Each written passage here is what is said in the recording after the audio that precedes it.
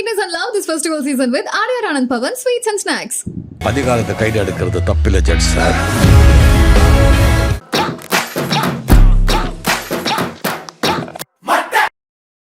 அருவருக்கத்தக்க விதத்தில் முதலமைச்சர் சந்திரபாபு நாயுடு ஜெகன்மோகன் ரெட்டி மீது அந்த பழியை சுமத்தினார். எந்த ஆதாரமுமே இல்லை. 100% ஆதாரம் இருந்தால் தான் அதை பேச முடியும். 99% ஆதாரம் இருந்தால் கூட அதை பேச முடியாது. சந்தேகத்துக்குரிய விஷயம் தான். ஜெகன்மோகன் ரெட்டி கிறிஸ்தவர் என்பதால் இந்த பிரச்சனை அவருக்கு எதிராக அவர் கையில் எடுத்தார். தேர்தல் காலத்திலேயே மதத்தை எவ்வளவு கீழ்த்தரமாக சந்திரபாபு நாயுடு பயன்படுத்தினார் என்பது நன்றாக தெரியும். புது கவர்மெண்ட் வந்தோடனே ஜூலையில் ஜூனில் வந்தோடனே அதிகபட்சம் ஜூலையில் பட்ஜெட்டை போட்டுருவாங்க. இன்ன வரைக்கும் பட்ஜெட்டை போடல. இது வரைக்கும் இந்தியாவில் சுதந்திர இந்தியாவில் நடந்ததே கிடையாது. நவம்பர் வரைக்கும் இடைக்கால பட்ஜெட்டை வச்சு ஓட்டுறாரு. ஏன்னா பணம் இல்லை. திவால் திருவோடி ஏந்தது. அன்றாட செலவுகளுக்கு கூட ஆந்திர பிரதேச அரசு திருவோடி ஏந்துகிறது, பிச்சை எடுக்கிறது. அப்புறம் இப்போ பெய்த பெருமழை வெள்ளம் அங்கே தெரியும், ஆந்திரா தெலுங்கானாவில். அதில் மிகப்பெரிய அளவில் அரசு இயந்திரம் தோல்வி கண்டுவிட்டது. ஆகவே தன்னுடைய தோல்விகளை முழுவதும் மறைப்பதற்காக ஒரு கீழ்த்தரமான, ஏற்றுக்கொள்ள முடியாத, காரி துப்ப வேண்டிய அரசு சுப்ரீம் கோர்ட் நல்லது ஒரு முடிவை எடுத்திருக்கிறது. ஆந்திர அரசு நியமித்த SIT கலைக்கப்பட்டிருக்கிறது. CBI டைரக்டர் இந்த விஷயத்தை சூப்பர்வைஸ் பண்ணணும். இப்போயாவது சந்திரபாபு நாயுடுக்கு புத்தி வந்ததுன்னா அது நல்லது. நிர்வாக தோல்விக்காக தான் அதை மறைப்பதற்காகவும் பிஜேபியோட ஹிந்துத்துவ வாக்குகளை தான் பக்கம் கவர்றதுக்கு ஒரு கல்லில் 2 மாங்க. நம்பர் 3 பிஜேபி ஓட் பேங்கை தான் பக்கம் எடுக்கணும். இதால் லாபம் எதுவுமே கிடையாது. வர நஷ்டம், மிகப்பெரிய நஷ்டம். உண்மை அரசியல் வாழ்க்கையை முடிஞ்சது. ஜனங்க கல்லால் அடிச்சு சாவடிப்பாங்க. கோடான கோடி இந்துக்களின் நம்பிக்கை இது. லட்டு வருமானத்தில் ஆண்டுதோறும் வருமானம் 500 கோடி. ஓவரால் கோயிலோட வருமானம் 1400 கோடி வருமானம். சாமி சிலைகளுக்கு அவங்க காட்டக்கூடிய அந்த நெய்வேத்தியம் என்பது அது இந்த நெய்யிலேருந்து வர்றது கிடையாது. வெளியிலிருந்து வாங்க வேண்டிய அவசியம். அந்த நெய் கோசாலாலேருந்து வர நெய். அப்போ அதில் எப்படி மாட்டு இறைச்சி இருக்கும்? உச்சநீதிமன்றம் சரியான ஒரு முடிவை தான் எடுத்திருக்கு. ஏன்னா அவங்க ரொம்ப கரெக்டாக கேட்டாங்க, நீ கன்ஃபார்ம் ஆகாத ஒரு விஷயத்தை ஏன் நீ வெளியில் வச்ச? 100% ப்ரூஃபோட MLA கூட்டத்திலேயே அதை பேசுகிறேன். அப்போ இதுக்கு பேர் பொறுக்கி அரிசி. கோடான கோடி பக்தர்களை நீ ஒரு குற்ற உணர்ச்சிக்கு ஆளாக்குற. நம்ம இதை சாப்பிட்டோமோன்னு. இது பாவம் இல்லை. நீ ஒருத்தனை மாட்டு இறைச்சி சாப்பிடாதுன்னு சொல்றது பாவம். மாட்டு இறைச்சியை நான் உனக்கு திருட்டுத்தனமா கொடுப்பேன்றது அதை விட பெரிய பாவம். ஆரம்பிச்சு வச்சது வேணா ஓகே. சந்திரபாபு நாயுடு பவன் கல்யாண் இதை டேக் ஓவர் பண்ணிட்டாரோ? அது என்னன்னே தெரியாம நீ எதுக்கு பரிகாரத்துக்கு போற? இருந்துதானே தெரியல. 11 நாள் பரிகாரம் இதெல்லாம் சும்மா சீன் போடுறதுனால பிளேயிங் டு தி கேலரிஸ். தொடர்ந்து பவன் கல்யாண் பண்ணிட்டு இருக்கிறது. அவர் இங்க லோக்கல் பாலிடிக்ஸ்ல தனக்கு பண்றாருங்க. அவர் சார் லோக்கல் பாலிடிக்ஸ்ன்றீங்க, ஆனா அவர் பேசுற விஷயங்கள்லாம் பாருங்களேன். தெலுங்குல பேசிட்டு இருந்துட்டு திடீர்னு இடையில தமிழ்ல சொல்றேன், தமிழ்நாடு ஒரு நாயக்கர் சொல்றாங்க சனாதனம் ஒரு டெங்கு மலேரியா மாதிரி அதை அழிக்கணும்லாம் பேசிட்டு இருக்காரு. தம்பி நீங்க தான் அழிஞ்சு போவீங்கன்னு இல்லை. அந்த விஷயத்தில் உதயநிதி மேலே இந்தியா பூரா வழக்குகள் இருக்குது. இன்றைக்கி சுப்ரீம் கோர்ட்டில் கேஸ் பெண்டிங்கில் இருக்குது. அவர் இன்றைக்கி டெப்டி CM இருக்கார். இனிமேல் அவர் இதெல்லாம் பேச முடியாது. அதற்கான வாய்ப்பே கிடையாது. ஏன்னா கேஸ் இருக்குது அங்கே. உதயநிதியை சண்டைக்கு இழுக்கிறாரோ? ஆமாம், அவ்வளோதான். நீங்கள் பேச முடியாது. இனிமேல் உங்களுக்கு சிக்கல் இருக்குது. ஏற்கனவே பேசி தான் நீங்கள் மாட்டிருக்கீங்க. அதை ஞாபகம் வச்சுக்கோங்க. நினைச்சதெல்லாம் பேச முடியாது. ஆமா மாட்டிருக்காரு அவர். வேற என்ன? எதுக்கு போய் கோர்ட்ல அபிஷேக் சிங்வியை, கபில் சிபல் எல்லாம் வச்சு கோர்ட்ல மன்றாடுறீங்க? எனக்கு கேஸ் போயிடுச்சு, அப்புறம் நடத்தணும்ல சார். ஸ்ரீநகர்ல கேஸ் போட்டிருக்கான், ஜம்முல போட்டிருக்கான், யூபியில கேஸ் இருக்குது, கர்நாடகாவில் இருக்குது. கர்நாடகாவில் அப்பியர் ஆகிட்டு வந்தாரு. For your information. எல்லா FIR-ம் ஒரே இடத்துல போறதுக்கு முடிவு பண்ணல. பெரிய சிக்கல் காத்துட்டு இருக்குது. தலைக்கு மேல தொங்குற கத்தி இது. அது இந்த மாதிரி கேசஸ் பல ஆண்டுகள் நடக்கும். ஒரு கருத்து மோதல் தானே சார் அது. 4 கோடி வாட்ஸ்அப் குரூப்ல உதயநிதியோட ஸ்பீச் எந்த மாதிரி அங்க வைரலா போச்சு தெரியுமா? Right sir. ஆனா உத்தரப்பிரதேசத்துல பெரிய வெற்றி இல்லை இந்தியா கூட்டணிக்கு. லட்டு விவகாரத்தில் உச்சநீதிமன்றம் அடுத்தடுத்து கொட்டுகளை வச்சிருக்காங்க. நீங்கள் இந்த விவகாரத்தை அரசியல் ஆக்கியிருக்கவே கூடாதுன்னு சொல்லி அதன் பிறகு தொடர்ந்து அதை பற்றி கருத்துக்களை வெளியிட்டு இருக்காங்க. உங்களுடைய பார்வை? கரெக்டு தான். உச்சநீதிமன்றம் தெளிவாக சொல்லி இருக்குது. நீங்கள் கடவுளை அரசியல்லேருந்து தள்ளி வைங்க, மனிதர்களிடமிருந்து கடவுளை காப்பாற்ற வேண்டும்னு சொல்லியிருக்காங்க. கோடானு கோடி மக்கள், பல கோடிக்கணக்கான மக்களுடைய உணர்வுகள் சம்பந்தப்பட்ட விஷயம் அது. அதில் ஒரு எடுத்தன் கவுத்தன்னு உண்மைக்கு மாறான ஒரு உண்மை என்று ஊர்ஜிதப்படுத்தப்படாத ஒரு தகவலை தன்னுடைய குறுகிய அரசியல் லாபம் கருதி அருவருக்கத்தக்க விதத்தில் முதலமைச்சர் சந்திரபாபு நாயுடு ஜெகன்மோகன் ரெட்டி மீது அந்த பழியை சுமத்தினார். எந்த ஆதாரமுமே இல்லை. 100% ஆதாரம் இருந்தால் தான் அதை பேச முடியும். 99% ஆதாரம் இருந்தால் கூட அதை பேச முடியாது. லட்டுல மாட்டிறைச்சி, அந்த பயன்படுத்தப்பட்ட நெய்யில் மாட்டிறைச்சி இருந்தது என்பது சந்தேகத்துக்குரிய விஷயம்தான். ஒரு லேபில் வந்திருக்க வழியா அதை கொராபரேட்டிவ் எவிடன்ஸ்னுவாங்க, கிராஸ் செக் பண்ணுற மாதிரி இன்னும் ஒரு 2 லேபில் அதை செக் பண்ணியிருக்கணும். அது எதுவுமே இல்லாமல் அப்படி சொல்கிறார் அவர். அதையும் போய் அவருடைய MLA-க்கள் கூட்டத்தில் பேசுகிறார். ஜெகன்மோகன் ரெட்டி கிறிஸ்தவர் என்பதால் இந்த பிரச்சனையை அவருக்கு எதிராக அவர் கையில் எடுத்தார்.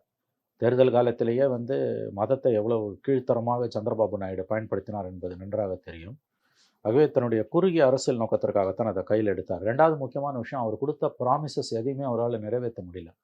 சூப்பர் 6ன்னு சொல்லிட்டு நிறைய அள்ளி பெண்களுக்கு மாதம் 2000 ரூபாய், பஸ்ஸில் இலவச பயணம், இந்த மாதிரி கண்டமேனிக்கு அள்ளி விட்டார். எதையுமே நிறைவேற்ற முடியல. ஆட்சிக்கு வந்து 4 மாதம் ஆகுது. ஜூன் மாதம் மோடி கவர்மெண்ட் வந்தப்போ தான் அவரும் வந்தார். ஒரிசாலையும் ஆந்திராலையும் புது கவர்மெண்ட் ஜூன் 4ஆம் தேதி தான் வந்தது. ஜூன் 10 தேதி வாக்கில் பதவி ஏற்றார். ஒரிசாவில் ஜூலையிலே பட்ஜெட் போட்டாங்க. வழக்கமாக ஜூன் மாதம் ஏப்ரல் மேலே எலெக்ஷன்னா இடைக்கால பட்ஜெட் மார்ச் மாதம் போடுவாங்க. புது கவர்மெண்ட் வந்தோடனே ஜூலையில் ஃபஸ்ட்டு ஜூனில் வந்தோடனே அதிகபட்சம் ஜூலையில் பட்ஜெட்டை போட்டுருவாங்க.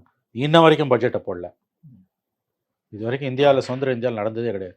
நவம்பர் வரைக்கும் இடைக்கால பட்ஜெட்டை வச்சு ஓட்டுறாரு. ஏன்னா பணம் இல்லை, பணம் சுத்தமாக இல்லை. திவால் திருவோடியேந்தது. அன்றாட செலவுகளுக்கு கூட ஆந்திர பிரதேச அரசு திருவோடியேந்துகிறது, பிச்சை எடுக்கிறது. ஆகவே தேர்தல் காலத்தில் அள்ளிவிட்ட வாக்குறுதிகள், நிறைவேற்ற முடியாத வாக்குறுதிகள், அரசு கஜானா காலி, மாதாந்திர ஊதியம் மற்றும் ஓய்வூதியம் கொடுப்பதற்கே ஒவ்வொரு முறையும் மத்திய அரசிடமும் மத்திய அரசு நிதி நிறுவனங்களிடமும், உதாரணமாக எல்ஐசி போன்றவற்றிடம் கையேந்தி நிற்கிறார் சந்திரபாபு நாயுடு. இது 30 வருஷமாலே 94, 96லையும் அதான் பண்ணார், இப்பயும் அதான் பண்ணுறார். அப்புறம் இப்போ பெய்த பெருமழை வெள்ளம் அங்கே தெரியும், ஆந்திரா தெலுங்கானாவில். அதில் மிகப்பெரிய அளவில் அரசு இயந்திரம் தோல்வி கண்டு விட்டது. ஆகவே தன்னுடைய தோல்விகளை முழுவதும் மறைப்பதற்காக ஒரு கீழ்த்தரமான, ஏற்றுக்கொள்ள முடியாத, காரி துப்ப வேண்டிய அரசியலை பச்சை பொய்யை சொல்லிட்டு இருக்காரு. எந்த முதலமைச்சர், ஆந்திராவில் முதலமைச்சராக இருக்கக்கூடிய யார் ஒருத்தருமே அந்த மாதிரி ஒரு காரியத்தை செய்யவே மாட்டாங்க. ஏன்னா அதில் அவங்களுக்கு எந்த லாபமும் கிடையாது. ஆண்டுதோறும் லட்டு விற்பனையில் 500 கோடி வருது.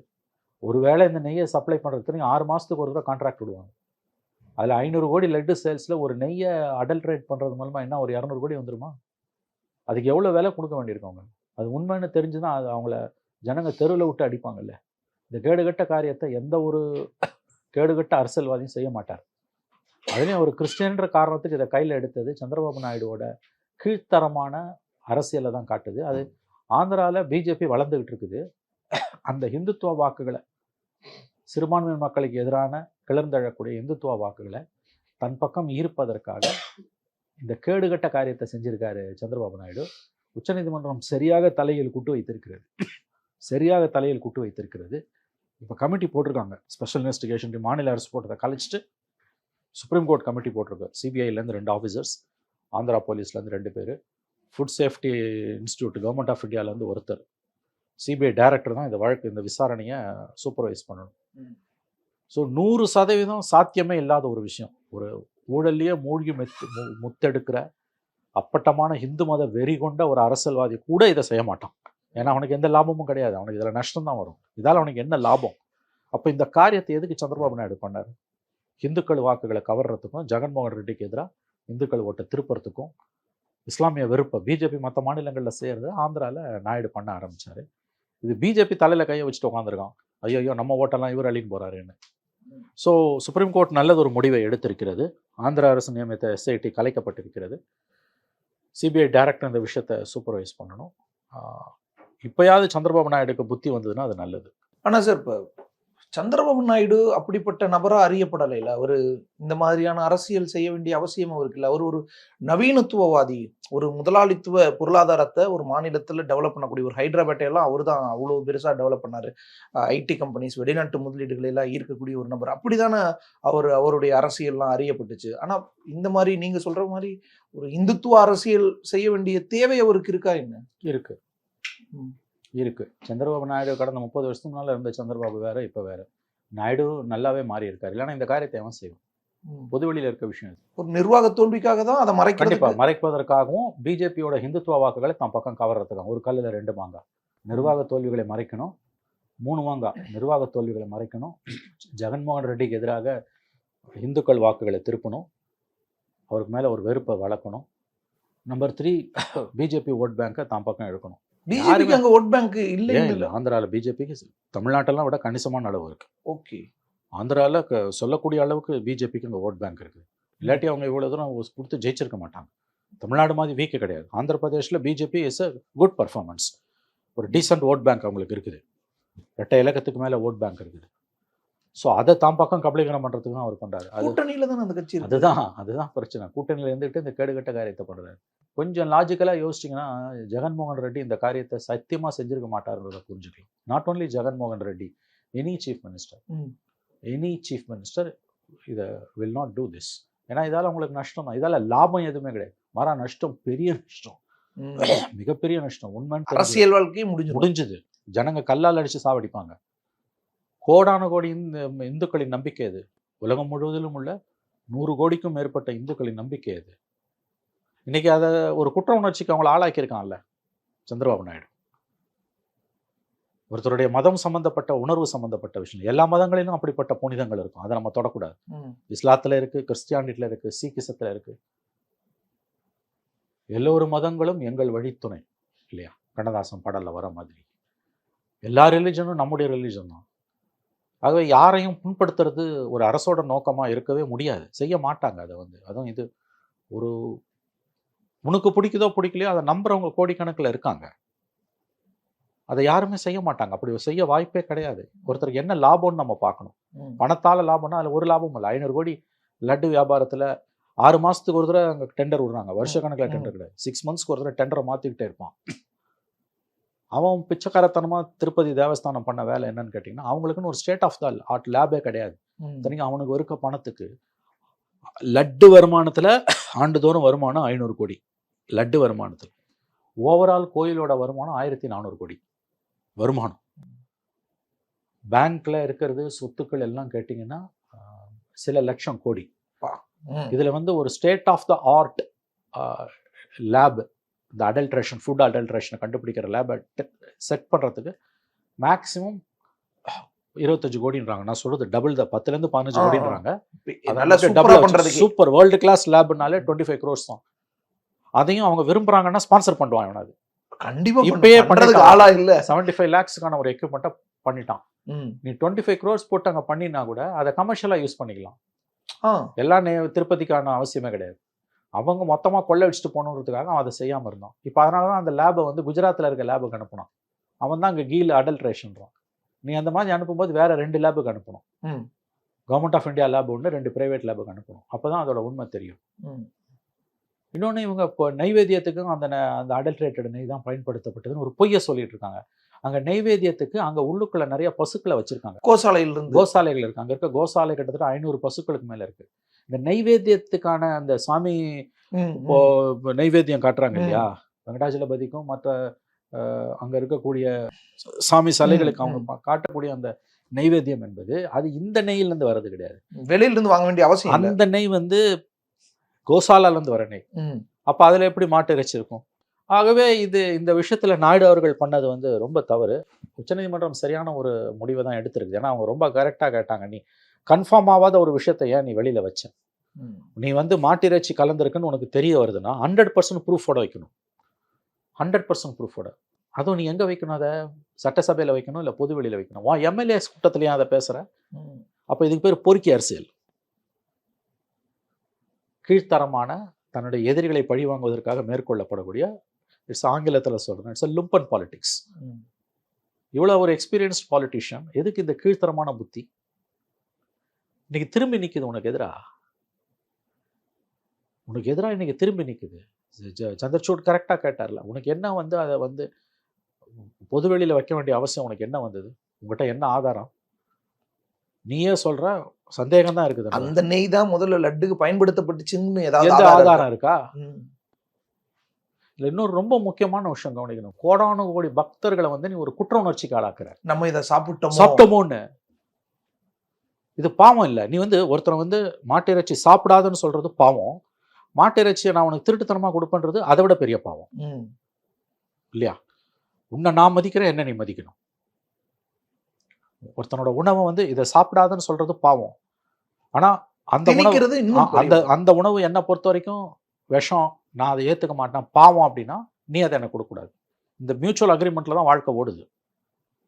அதுவும் நீ ஒரு இறைவனுக்கு படைக்கப்படுற ஒரு பிரசாதத்துல இந்த மாதிரி ஒரு காரியத்தை பண்றேன்னா இது எவ்வளவு பெரிய, இதால எவ்வளவு பாதிப்பு வரும்? எத்தனை கோடி பேரோட மனங்கள் புண்படும், அவங்க குற்ற உணர்ச்சிக்கு உள்ளாவாங்க. அதனால் அறிவு இருக்கா சந்திரபாபு நாயுடு? சரியான நேரத்தில் உச்சநீதிமன்றம் இந்த விஷயத்தை கையில் எடுத்திருக்குது. இன்னைக்கு நாடு இருக்க சூழ்நிலையில் பற்ற வைக்கிறது ஈஸி, தணிக்கிறது கஷ்டம். நான் சொல்கிறேன், எந்த மதத்தையும் இழிவுபடுத்தாத, யாருடைய உணர்வுகளையும் புண்படுத்தாத, யாரையும் கேலிப்படுத்தாத. அது தப்பு. அவர் பண்ணார், இவர் பண்ணார், அந்த கதைலாம் இன்றைக்கி வேணாம். இன்றைக்கி இருக்க சூழ்நிலையில் நீ பண்ண முடியாது, பண்ணக்கூடாது. ஒரு நொடி ஆகாது பற்ற வைக்கிறதுக்கு. சண்டையை உருவாக்குறதுக்கு ஒரு ஆள் போதும், ஆனால் சமாதானத்தை உருவாக்குறதுக்கு பல பேர் வேணும் இல்லையா? அதுவும் மற்ற விஷயங்கள்லாம் பரவாயில்ல. ஒரு கோழையும் அவன் மதத்தை கையை வச்சா வீரனாவான். வெள்ளைக்காரன் அதில் கையே வைக்கல. 200 வருஷம் இந்தியர்களை அடக்கி ஆண்ட வெள்ளைக்காரன் நம்மளோட வழிபாட்டு முறைகளில், நம்முடைய சாதிய ஒடுக்குமுறையில் அவன் கையே வைக்கல. ஏன்னா ஒரு கோழையும் வீரனாவான் அதில். 857 விக்டோரியா தீர்மானமே அதான, ஒரு கோழையும் அதில் வீரன் ஆகிடுவான். தனி மனித உறவுகளில் நீ கை வச்சுன்னா கூட அந்த வீரம் வராது. ஒருவனுடைய பெண் மக்களை நீ கவர்ந்துக்கிட்டு போகிற, அவனுடைய தாயையோ மனைவியையோ காதலியையோ மகளையோ கவர்ந்து எடுத்து கொண்டு போகிறன்னா கூட சில நேரத்தில் அவன் எதிர்க்க முடியாமல் சரண்டர் ஆகிடலாம். ஆனால் நீ அவன் மதத்தில் கையை வச்சன்னா வீர உண்டு எழுந்துருவான். இதனால தான் வெள்ளைக்காரன் நம்மளை ஏன் அடக்கி ஆள முடிஞ்சதுன்னா அவன் அதில் கையை வைக்கல. ஆனால் இன்றைக்கி சுதந்திர இந்தியாவில் பிஜேபி வந்த பிறகு இஸ்லாமியர்களுக்கு எதிரான அந்த விஷயத்தில் எவ்வளோ தூரம் தப்பு பண்ணான் பிஜேபி இல்லையா? மசூதி இடிக்கிறது, அவனோட ஃப்ரிட்ஜில் வச்சுருந்தான் மாட்டு இறைச்சின்னு அடித்து கொள்வது, மாட்டு இறைச்சி வச்சுருக்கான்னு ஒருத்தனை முஸ்லீம்னு நினச்சிட்டு துரத்துட்டே போய் 21 கிலோமீட்டர் துரத்துட்டு போய் சுட்டு கொண்டா கட்சியில் அவன் ஹிந்து.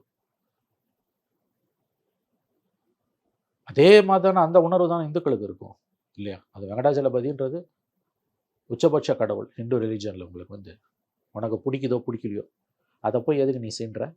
அவரும் டிவோட்டி தானே, வெங்கடாச்சலபதி டிவோட்டி தான். அவர் தன்னோட கீழ்த்தரமான அரசியலுக்கு எந்த எல்லைக்கும் போகிறதுன்னு முடிவு பண்ணிட்டார். நான் என்ன சொன்னேன், இது உண்மைன்னே வச்சுப்போம், ஒருவேளை அதை எப்படி ஹேண்டில் பண்ணணும் ரொம்ப ரகசியமா, ஏன்னா இது இவ்வளோ பெரிய பிரச்சனை. அதை இப்படி எடுத்தான் கவுத்தணுமா? எம்எல்ஏ கூட்டத்தில் அறகுற தகவலுடைய ஹேண்டில் பண்ணுவேன். அப்பயே உனக்கு நோக்கம் வேறன்றது புரியுது இல்லை? ஒருவேளை அது உண்மைன்னா அது வாய்ப்பே இல்லை, ஒரு கற்பனையாக வச்சுப்போம். ஒரு வேளை அப்படி நடந்துடுச்சு, ஜெகன்மோகன் ரெட்டி தெரிஞ்சு பண்ணாரோ தெரியாமல் பண்ணாரோ எப்படியோ நடந்துடுச்சு, உங்கள்கிட்ட எவிடன்ஸ் இருக்குது, நீ என்ன பண்ணுவ? ஒரு என்கொயரிக்கு 3 என்கொயரி போட்டு கிராஸ் செக் பண்ணி அந்த உண்மையை வாட்டர் டைட் கேஸ்ன்னுவாங்க மக்கள் மன்றத்தில், அசம்பிளியில் வைப்பேன். சும்மா போகிற போக்கில் நாலாந்தர பேச்சாளர்கள் மாதிரி அடிச்சு விட்டு போகிற விஷயம் அது. அப்படி தானே பண்ணியிருக்காரு அவர்.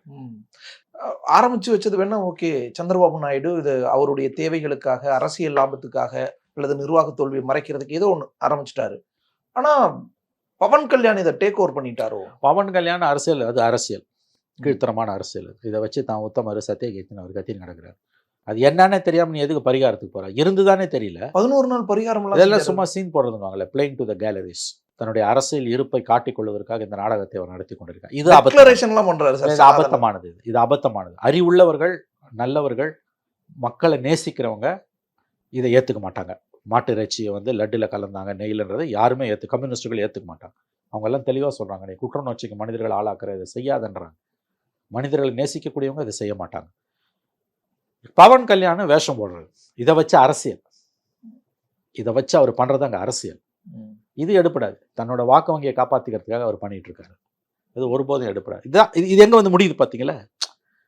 இது சந்திரபாபு நாயுடு செஞ்ச ஒரு தப்பு எங்கே முடியுது? Competitive communalism.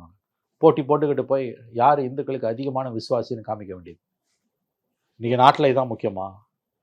நம்பிக்கை இருக்கவும் போகிறான், லட்டு சாப்பிட்றான், எதையோ சாப்பிட்றான், போகிறான். அதில் தேவையில்லாமல் ஒரு சர்ச்சையை உருவாக்கி இதில் யார் முன்னால் நிற்கிறதுன்னு போட்டி வேறு நடக்குது. இல்லை 11 நாள் உனக்கு வேலை வெட்டியே கிடையாதா? நீ மந்திரி தானே, நீ டெப்டி சிஎம். இல்லை, தர்மத்தை காக்கணும். தர்மத்தை காக்கிறதுக்கு கோர்ட் இருக்குது, அதான் என்கொயரி ஆர்டர் பண்ணிட்டான். அது உண்மைன்னே தெரியலையா? இல்லை, அப்புறம் எதை காக்க போகிற நீ? இதுதான் அரசியல்ன்றாங்க. இதை வச்சு எவ்வளோ தூரம் ஸ்பின் ஆகுது பாருங்கள். ஒருத்தன் செஞ்ச தப்பு, நாயுடு செஞ்ச தப்பு எத்தனை பேர் தெருவில் கொண்டு வந்து நிறுத்தி, எத்தனை பேர் அதில் குளிர்காயிறான்? இதை வச்சு எத்தனை பேர் இந்துத்துவ அமைப்புகள் எத்தனை பேர் குளிர்காயிறான்? ஆர்எஸ்எஸ், பிஜேபி எங்கே குளிர்காயிறான்? இப்போ கோயிலேருந்து அரசாங்கம் வெளியேறணும்னு பேசுகிறான், எங்கே நிற்கிது பார்த்தீங்களா? கோயிலேருந்து அரசாங்கம் வெளியேறணும். இதனால தானே அப்புறம் நாங்கள் சொல்கிறோன்றாங்க. அது எப்படியே பாருங்க, எவ்வளோ பெரிய பாவம் நடக்குது. இது அரசாங்கம் நீ செஞ்சுதான் நடந்திருக்காதா? ஒரு நாளைக்கு 3 லட்சம் லட்டுங்க அங்கே உற்பத்தி பண்ணுறான். 600 வைஷ்ணவ பிராமின்ஸ் இந்த குறிப்பிட்ட ஃபேமிலியில் வந்தவங்க தான் அந்த லட்டு தயாரிக்க முடியும். அவங்க 24 மணி நேரமும் 3 ஷிஃப்ட் 4 ஷிஃப்ட் போட்டு உள்ள வேலை செஞ்சுக்கிட்டே இருக்காங்க. விடிய 24 மணி நேரமும் வேலை செய்கிறாங்க. டேங்கராக நெய் வந்து இறங்குது. ஒரு பெரிய ஒரு அட்மினிஸ்ட்ரேட்டிவ் ப்ராசஸ் அது. அதுக்கு ஒரு போர்டு இருக்குது. அந்த போர்டில் மெம்பர் ஆகிறது எம்பி சீட்டு கிடைக்கிறதோட கஷ்டம். சந்திரபாபு நாயுடு ரெக்கமெண்ட் பண்ணணும். யாரு? சிஎம் ரெக்கமெண்டேஷன்ல தான் அது கிடைக்கும். இல்ல அதனால தான் இப்படி அவங்க ரெக்கமெண்ட் பண்றதுனால தானே, அவங்க ஐஏஎஸ் ஆபீசர் நியமிக்கிறதுனால தானே. எதுக்கு அது? எல்லாரும் ஐஏஎஸ் ஆஃபீஸர் இல்ல, ஏதோ உறுப்பினர்கள்லாம் இருக்கலாம். எஸ் எஸ் நீங்க என்ன சந்திரபாபு நினைச்சா உங்களை அப்பாயிண்ட் பண்ணலாம். எஸ், யாருமே கேட்க முடியாது. அதுதான் ஒரு அரசியல்வாதி எப்படி இதை செய்யலாம்? ஒரு கோயில் நிர்வாகத்துக்கும் அரசுக்கு என்ன சம்பந்தம்? கண்டிப்பா இருக்கு, சம்பந்தம் இருக்கு. அதாவது இதுல இருக்க பிரச்சனையை தான் தீர்க்கணுமே ஒழிய அரசு வெளியேறணுன்றது தவறான கோரிக்கை. யார்கிட்ட கொடுப்பீங்க?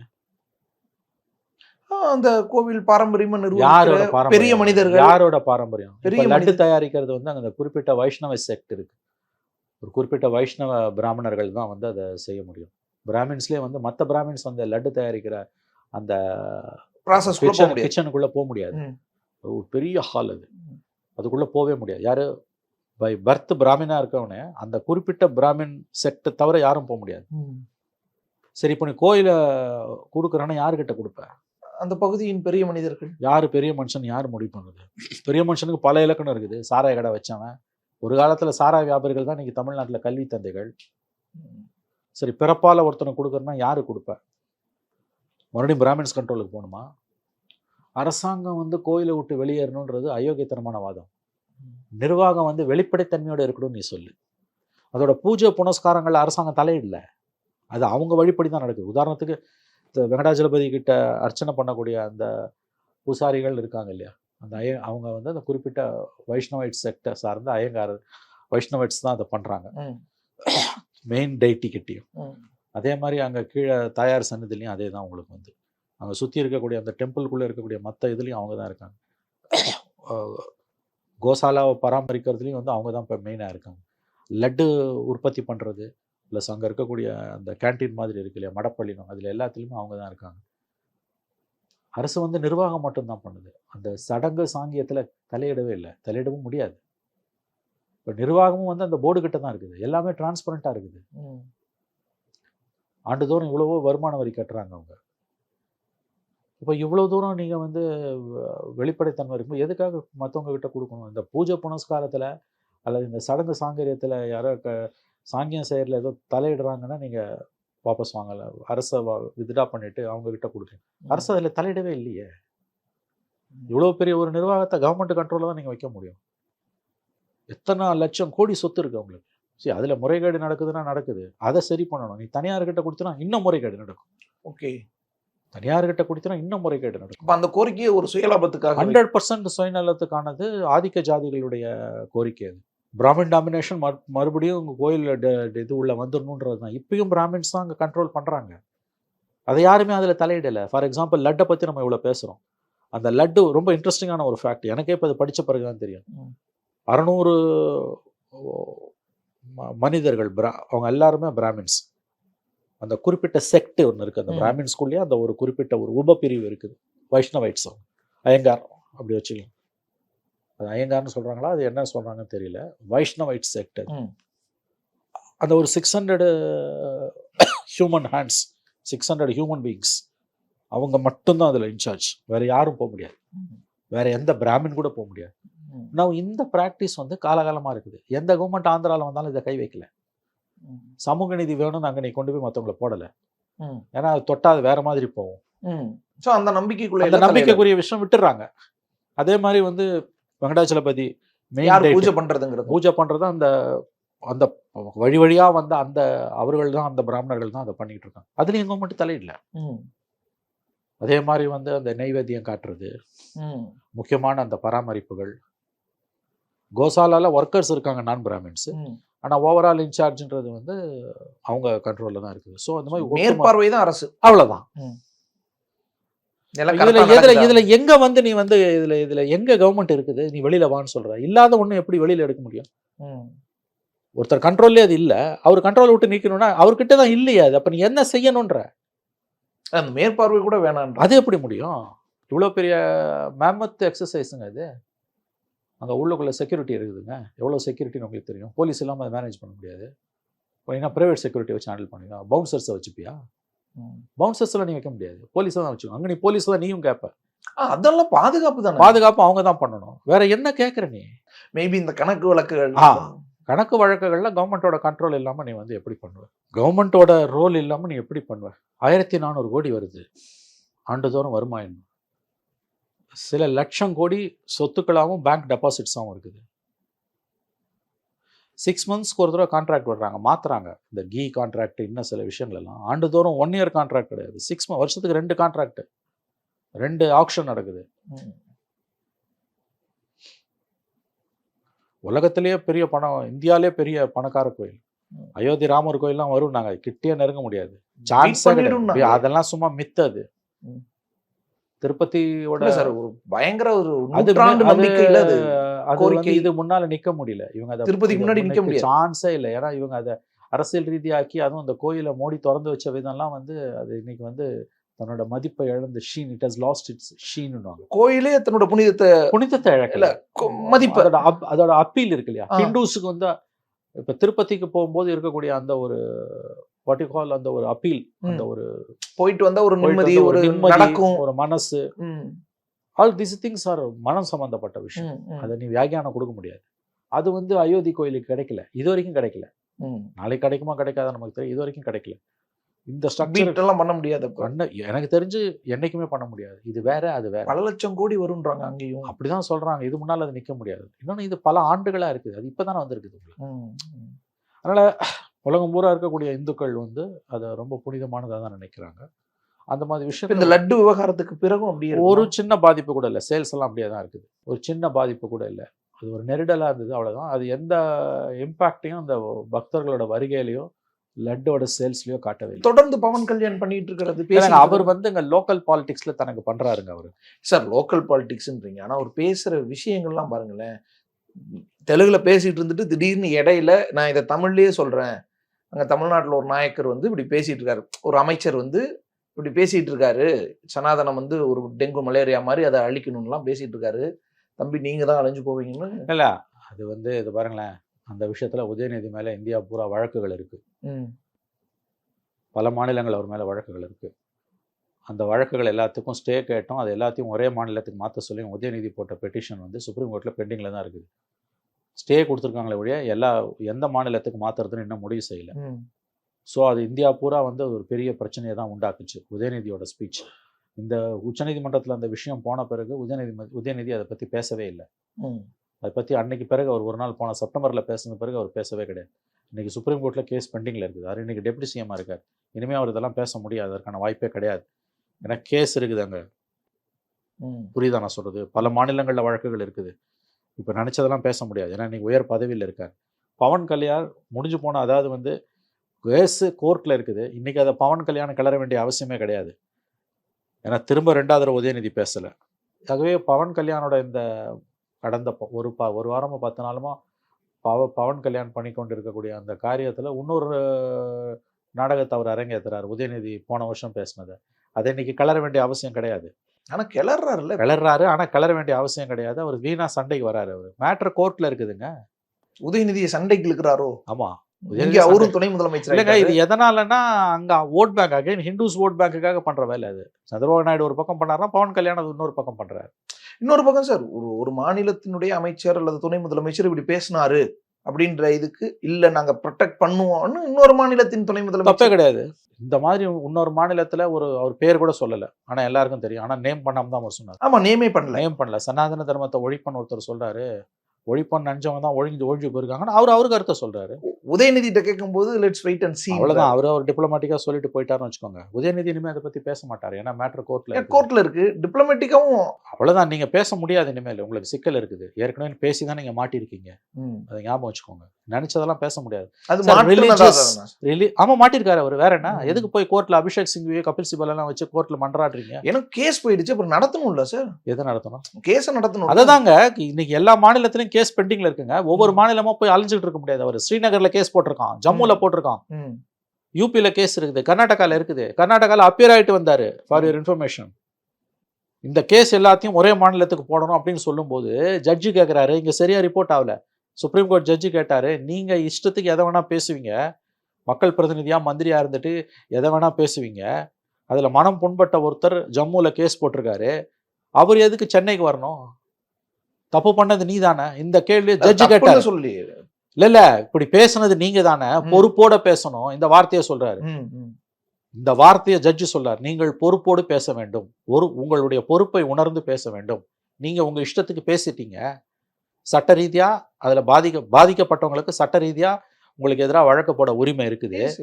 இதை சொல்லிட்டு இல்ல மயிலாடு நாங்க வந்து இவர் மந்திரி, இவர் அந்தந்த ஊர்ல கேஸ் போட்டா ஒரே வழக்க பல ஊர்களில் போட்டா ஒரு எஃப்ஐஆர் தான் போடணும். கேளுங்க, இழுத்தடிக்கிறதுக்கான வேலை இது, அதனால ஒரே மாநிலத்துக்கு போடணும் அப்படின்னு இவங்க வக்கீல் கேட்கிறாரு. யாரு? உதயநிதி வக்கீல். அப்ப ஜட்ஜு சொல்றாரு, சுப்ரீம் கோர்ட் ஜட்ஜு சொல்றாரு, நீங்க உங்க இஷ்டத்துக்கு எதை வேணா பேசுவீங்க, இதுல பாதிக்கப்பட்ட ஒருத்தர் ஜம்முல இருக்காரு, அவர் ஜம்முல ஒருத்தர் கேஸ் போட்டிருக்காரு, ஜம்முல இதனால பாதிக்கப்பட்ட ஒருத்தர் கேஸ் போடும்போது, ஜம்முல கேஸ் போடும்போது தப்பு பண்ண இதே வார்த்தையை சொல்றாரு, பேசுனது நீ, அவர் எதுக்கு சென்னைக்கு வரணும். அதுக்கு பிறகு இவங்க மன்றாடி கேட்டு தான் வந்து ஸ்டே கிடைச்சது. இப்போயும் எந்த ஸ்டேட்டுக்கு மாற்றணும்னு முடிவு பண்ணல, எல்லா எஃப்ஐஆரும் ஒரே இடத்துல போறதுக்கு முடிவு பண்ணல. பெரிய சிக்கல் காத்துட்டு இருக்குது, தலைக்கு மேல தொங்குற கத்தி இது. அது இந்த மாதிரி கேசஸ் பல ஆண்டுகள் நடக்கும். நீங்க டெபுட்டி சிஎம்மா இருக்கும்போது உங்களுக்கு கிடைக்கிற அந்த லீகல் ப்ரொடெக்ஷன்றது, அதாவது அந்த அந்த லிபர்ட்டி வந்து பதவி இல்லைன்னா கிடைக்குமான்னு சொல்ல முடியாது. புரியுதா நான் சொல்றது? நான் எல்லாம் யதார்த்தமா பேசுறேன். கர்நாடகாவில் ஒரு தடவை பெங்களூர் கோர்ட்ல இவர் அப்பீர் ஆகிட்டு வந்தாருங்க. யாரு உதயநிதி. அந்த அடுத்த அப்பியரன்ஸுக்கு எக்ஸம்ஷன் போட்டு வாங்கியிருக்காங்க. இந்த மாதிரி நீங்க ஒவ்வொரு ஊரா போய் அலைவீங்களா? அப்ப இந்த பிரச்சனை இருக்குதுல்ல உங்களுக்கு. அதான் சார், அதுக்குதான் ஒரே இடத்துக்கு கொண்டு வர. அதாங்க நான் சொல்ல வரேன். இதுல பவன் கல்யாண் பேசுறாருன்னா, ஆமா நீங்க இப்படி பேசுங்க, அவர் அப்படி பேசுறாரு, நேம் பண்ணாம பேசுறாரு. உங்களை யார் தாமுயச மாநாட்டில் போய் இப்படி பேச சொன்னது? இன்னைக்கு சிக்கல் வந்து நிக்குது இல்ல. நீங்க சிஎம் மெட்டீரியல், மத்தவங்க பேசுவாங்க. ஆனா பேசுனதுக்கு அப்புறம் தான் துணை முதலமைச்சர் ஆகுறாரு. கரெக்ட்டுங்க. பேசும்போது நீங்க மந்திரி. அதான் ப்ரமோஷன் தான். நாளைக்கு சிஎம்மா கூட ஆவாருங்க. இந்த கேஸ் எல்லாம் என்னைக்கும் தலையில சுத்தின கத்திங்க. ஞாபகம் வச்சுக்கோங்க, தலையில சுத்தின கத்தி. கண்டிப்பாங்க. சார் சனாதனம்னா என்னன்னு கேட்பாங்க. இல்லங்க, இந்த ஆர்குமெண்ட் இருக்கிற ஆதாரம்னு ஒண்ணு இல்லங்க. காஞ்சி சங்கராச்சாரியர் என்ன சொன்னாரு, பனாரஸ் இந்து காலேஜ் என்ன சொல்லுச்சு, அப்ப நான் எதிர்க்க வேண்டிய தேவை என்ன வருதுன்னு விளக்க போறாங்க. பிரச்சனையை ரெண்டு கோணத்துல பாருங்க. சனாதனம் பத்தின உங்க வியாகியானம் என்ன, பொதுவான வியாகியானம் என்ன, இது ரெண்டு ஆங்கிள், 1 and 2. பார்ட் 1ல வந்து ஏபி, இது ரெண்டும். நான் அதுக்குள்ள போக விரும்பல. நீங்க சொல்றதே கூட காரணமா இருக்கணும். ஏன்னா சனாதனத்துக்கு பல வியாகியானங்கள் இருக்குது. மகாத்மா, நீங்களாவது ஏதாவது சொல்லுங்கன்னு கேட்பாங்க. கேளுப்பா, மகாத்மா காந்தியோட சனாதனம் வேற, காஞ்சி சங்கராச்சாரியார் சொல்ற சனாதனம் வேற, நீ சொல்ற சனாதனம் வேற. இது ஒரு பக்கம், அது எப்படி வேணா இருந்துட்டு போட்டோம். நம்பர் 2 என்னன்னா, வட இந்தியாலையும் நீதிமன்றங்களாலையும் புரிந்து கொள்ளக்கூடியது ஒன்னே ஒண்ணுதான், சனாதன தர்மம்னா அது இந்து மதம். இந்த சர்ச்சை வந்தப்போ போன செப்டம்பர்ல ப. சிதம்பரம் தான் ரொம்ப அழகா சொன்னார். வட இந்தியாவை பொறுத்த வரைக்கும் இந்து மதமும் சனாதன தர்மமும் ஒண்ணுதான். நான் சனாதன தர்மத்தை டெங்கு மலேரியா கொசு மாதிரி அழிப்பேன்னா இந்து மதத்தை அழிப்பேன்னு சொன்னதான் அர்த்தம். இதுதான் சிதம்பரம் ரொம்ப அழகா சொன்னார். வட இந்தியாவில் அது எப்படி புரிந்து கொள்ளப்பட்டிருக்கு, நீதிமன்றங்கள் கோர்ட்ஸ் அதை எப்படி அண்டர்ஸ்டாண்ட் பண்ணுதுன்னா, இட்ஸ் அ சாக்ரோசங்க்ட் இஷ்யூ, அதை நீ தொட முடியாது. ஆனா தமிழ்நாட்டுக்குள்ள இது என்ன பேசுனது அகில தமிழ்நாட்டுக்குள்ள உங்களுக்கு எந்த பாதிப்பும் வராது. தமிழ்நாட்டுக்குள்ள இது எவனுமே கண்டுக்க மாட்டான். இந்து மதத்தை அழிப்போன்னு சொன்னா கூட எவனும் கண்டிக்க மாட்டான். அன்னைக்கு அதே மீட்டிங்ல வீரமணி சொன்னார்ல, சனாதனமும் இந்து மதம், அது ஹேட் ஸ்பீச் தானே, அது ஹேட் ஸ்பீச் தானே.